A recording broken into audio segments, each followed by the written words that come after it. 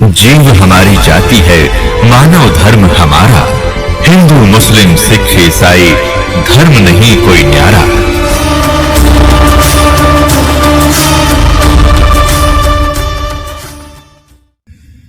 पुण्यात्मा, इतना ज्ञान दास आपको बता रहा है।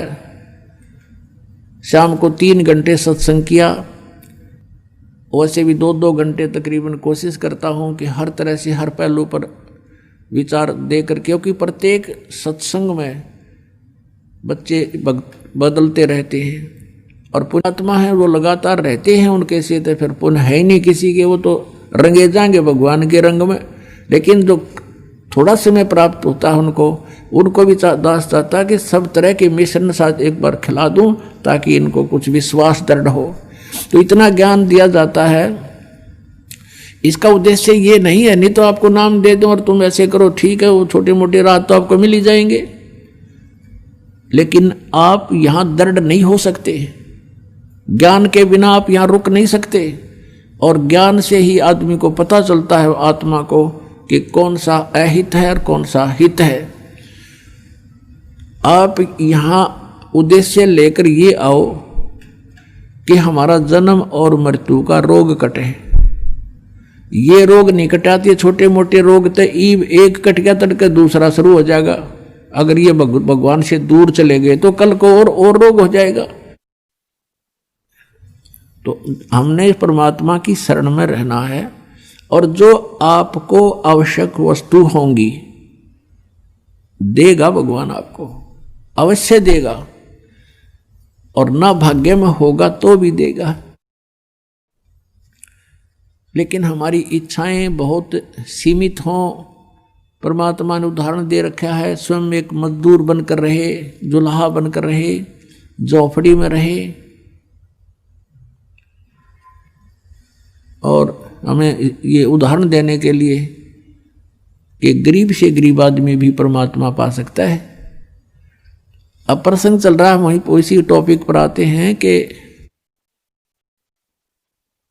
अब हम त्रिकुटी पर पहुंच गए। त्रिकुटी पर पहुंचने के उपरांत अब उस सतनाम के 2 मंत्र हैं, उनमें से एक मंत्र का अकाउंट हमने त्रिकुटी पर देना है, तब हम आगे प्रस्थान कर सकते हैं, नहीं वहां से आगे नहीं जाने देगा ये। तो वहां परमात्मा आएंगे इस दास के रूप में, गुरु के रूप में, और जिस भी पुण्यात्मा की जैसी आस्था इस दास के प्रति आज बनी हुई है, तो त्रिकुटी पर भी ऐसी ही होगी। इसलिए परमात्मा कहते हैं, गुरु मानुष कर जानते ते नर कई अंधे हैं वो, और महादुखी संसार में फिर आ गई यम के फंद। आपने गुरुजी को परमात्मा के तुल डील करना है। ये दास भगवान नहीं है, मुझे अपनी औकात का खूब पता है, लेकिन आप जी ने इस दास को एज ए रिहर्सल और इस जन्म मृत्यु के रोग की इस प्रॉब्लम को सोल्व करने के लिए, हल करने के लिए मानना पड़ेगा गुरु जी हमारे भगवान हैं। अब जैसे एक ऋण, गणित के अंदर ऋण का एक प्रश्न आता है, उसमें मूलधन ज्ञात करना होता है। वो मूलधन करोड़ों अरबों का होता है, रुपए का। उस करोड़ों अरबों रुपए के मूलधन को प्राप्त करने के लिए सपोज करना पड़ता है, मानना पड़ता है, मान ले मूलधन 100 रुपये, और फिर उससे हमारी वो प्रॉब्लम सोल्व हो जाती है।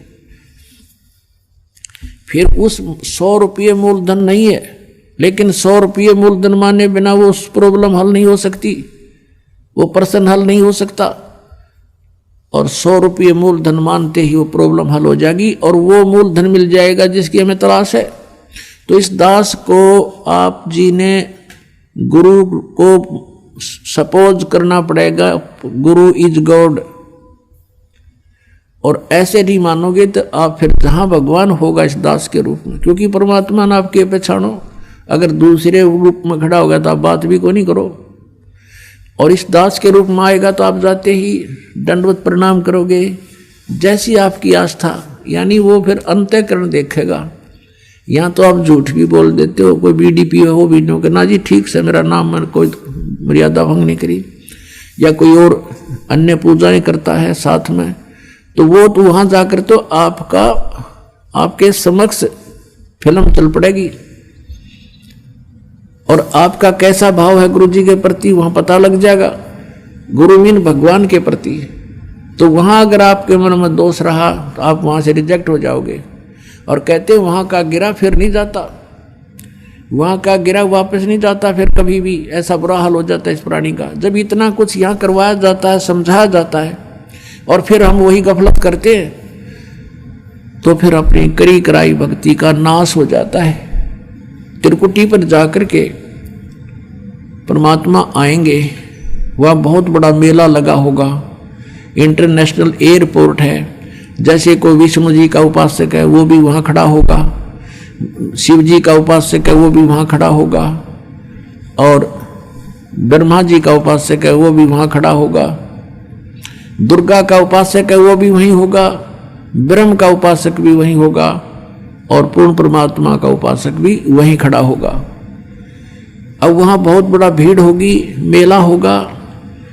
आप खोजोगे कि गुरुजी कहाँ हैं हमारे, तो गुरुजी दिखते ही आप दौड़े जाओगे, दंडवत प्रणाम करोगे, फिर परमात्मा आपको साथ ले जाएंगे कि आज वो तुम्हारा अकाउंट क्लियर कराते हैं। फिर जाएंगे धर्मराज के पास, यहाँ का जो अकाउंट रखता है न्यायाधीश,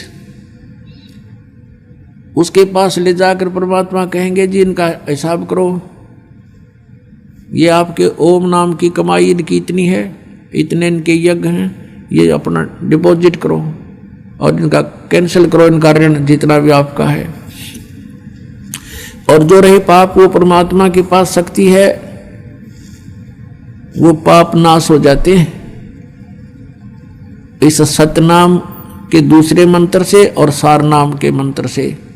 ये हमारे पाप नाश होते हैं इनसे, दोनों के योग से, अकेले से नहीं होते उसके। तो पाप हमारे नाश मिलेंगे, पुण्य जो के तो वहां विद्यमान मिलेंगे। तो वो काल के भ्रम से, वो भ्रम नहीं आता सामने, वो धर्मराज छोड़ रखा उसने कि ये काउंट करेगा, उसको हिसाब दे देंगे। फिर त्रिकुटी से आगे चलते हैं, फिर हम ब्रह्म रंध्र की ओर। अपने आत्माओं, काल ने बहुत ज्यादा जुगाड़ जोड़ रखा है, और जो ज्ञान हमें प्राप्त है अभी तक पता था, वो बहुत ही सीमित ज्ञान था।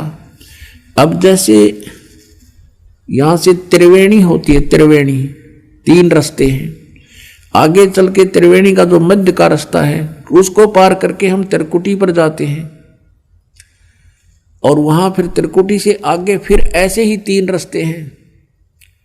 वो मध्य का रास्ता है, वो ब्रह्मरंध्र, सेकंड ब्रह्मरंध्र है, जो काल के निज लोक में प्रवेश करता है। अब ये ब्रह्मरंध्र मान रहे थे 10वां द्वार, 10वां द्वार, हमने 12वें द्वार को पार करके सतलोक जाना है।